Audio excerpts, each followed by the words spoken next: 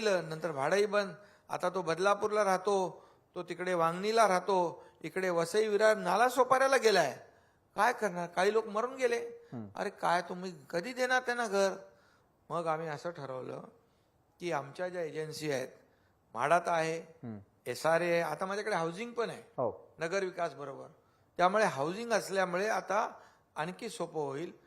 त्याच्यामध्ये म्हाडा SRA तर आहेच, पण MMRDA, CIDCO, MSRDC, MIDC, Mahapreet, BMC या सगळ्या ज्या आपल्या सरकारी संस्था आहेत, या सरकारी संस्थांना मी सांगितलं, सगळ्यांची बैठक घेतली.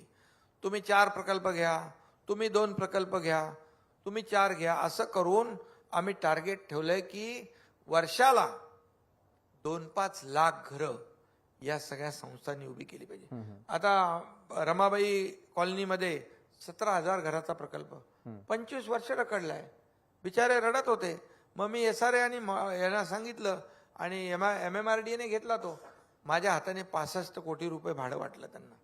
अक्षरशः त्यांच्या डोळ्यात आनंदाश्रू आले. कधी विचारही केला नव्हता की आम्हाला भाडं मिळेल, आम्हाला घर मिळेल. आता अशा प्रकारे आम्ही ही जी रखडलेली प्रकल्प आहेत त्यांना मार्गी लावतोय, त्यांना चालना देतोय. आणि मुंबई बाहेर फेकलेला मुंबईकर पुन्हा मुंबईमध्ये आम्ही आणण्याचा प्रयत्न करणार. आणि फक्त मुंबई नाही,